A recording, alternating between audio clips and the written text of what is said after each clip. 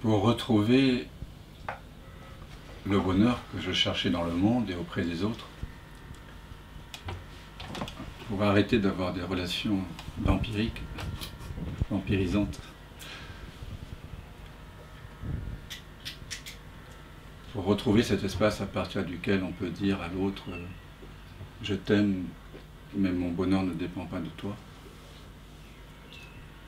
Il nous faut vider l'être de tout ce qu'il n'est pas. Tant qu'il y a la moindre accroche, tant qu'il y a la moindre identification, la moindre image, la moindre mémoire, la moindre préférence, la moindre demande, la moindre plainte, la lumière ne peut pas se faire, elle ne peut pas se révéler à elle-même, vous comprenez ça? C'est pour ça que Maître Eckhart, il dit dans le sermon 5b, la moindre pensée que j'ai est plus grande que Dieu.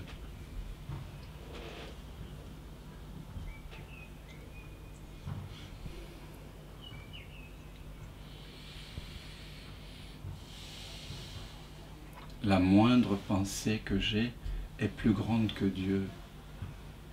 Ça m'a fait quelque chose quand j'ai lu ça la première fois.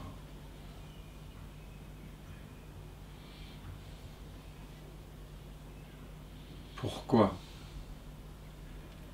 Parce qu'elle empêche Dieu d'entrer en moi en plénitude. Si je crois savoir ce qu'est Dieu, si je crois savoir ce qui est bon, ce qui est bien, ce qui est mal, tant que je suis enfermé dans les définitions de Dieu, même celles où je me dis qu'il est bon, nous dit Maître Eckhart. Dieu n'est pas bon, dit-il. Parce que s'il était bon, il pourrait être meilleur, et s'il était meilleur, il pourrait être le meilleur. Ce serait une bonté qui serait opposée à la méchanceté. Or Dieu, il n'y a rien, il accueille tout. Il est au-delà des concepts, au-delà des définitions. Quand je parle de Dieu ici, je parle de conscience, hein, je parle de vous. Je parle de la lumière de la conscience.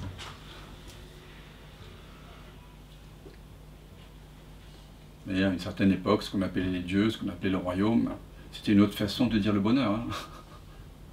Donc, pour découvrir le bonheur, la pensée doit sortir. Quand la pensée sort, Dieu rentre. Quand la pensée rentre, Dieu sort. C'est pour ça que Maître Eckhart dit, et il a été évidemment condamné par le pape pour ça. Ça rigolait pas à l'époque. Hein. Qu'il fallait se débarrasser même de la volonté de Dieu. Parce que nous avons tout un fatras d'imaginaire à propos de ce qui est bien et mal. Et donc, pour être dans cette réceptivité où se trouve la paix, où se trouve l'amour, la non-séparation, on doit être libre de tout, de toute image.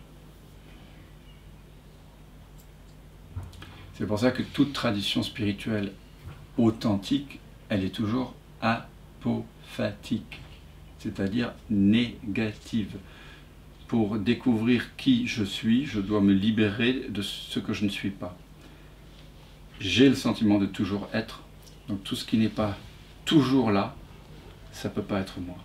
La pensée, l'émotion, les sensations, les relations, les expériences, les sensations, le monde, les perceptions.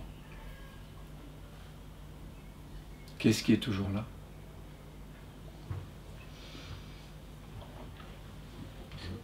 Je.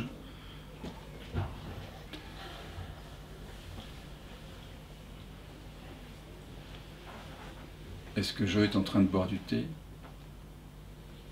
Non, le corps boit du thé. Il ne boit pas toujours du thé. Le corps est assis, les jambes croisées, mais je ne suis pas assis, les jambes croisées.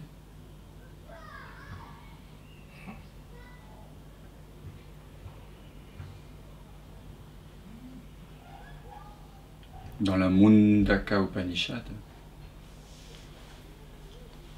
il y a cette métaphore magnifique où un oiseau, il y a deux oiseaux assis sur une même branche qui sont toutes un.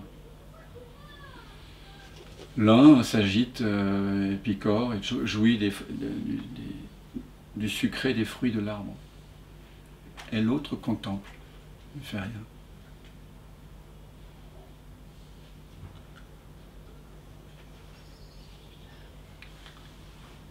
Et pourtant c'est le même être.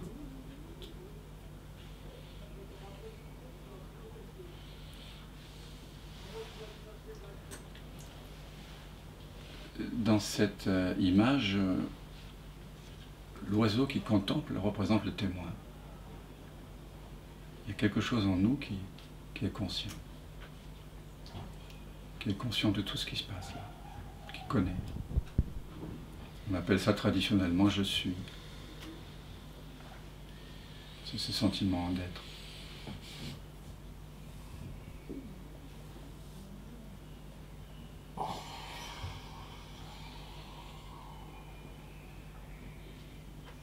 Je suis n'est pas dans le corps. Je suis n'est pas dans une pensée.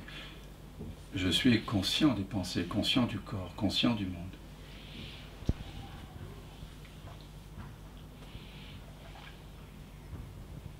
Mais il y a quelque chose qui est au-delà de ce témoin subtil et de ce dont ce témoin subtil est témoin. C'est la substance dont ils sont tous deux faits. Donc on utilise le témoin pour rétrograder un peu, pour cesser de s'identifier au fait d'être Anne-Marie ou Dominique, ou Jean-Luc, ou Guy, ou Dan. Et donc on découvre un espace de conscience. Et dans cet espace de conscience, on voit apparaître le monde, les couleurs, les formes, les goûts, les sensations, les odeurs. On voit apparaître le corps, les sensations et les pensées. Et puis, il y a ce moment où on découvre qu'il n'y a pas de distance entre les deux. Vous voyez ce que je veux dire? Il n'y a pas de séparation entre le témoin et ce dont il est témoin. Vous ne pouvez pas trouver de distance.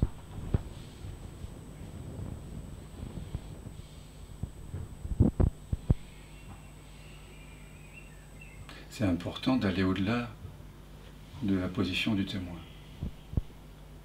Le témoin est une forme très subtile, encore, de l'être.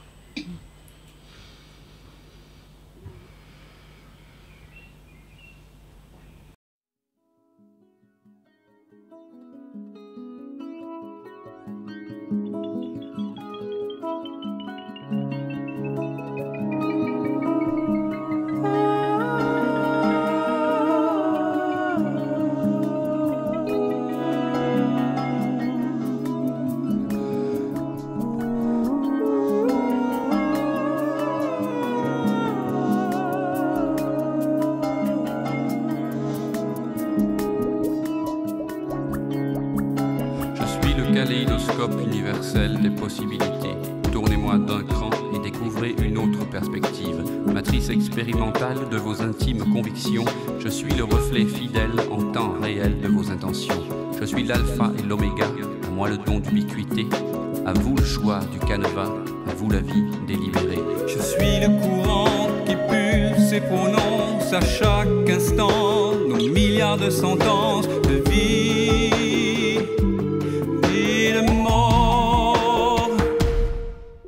Je suis le courant qui sème et disperse aux quatre vents nos milliards de semences d'infini et d'encore.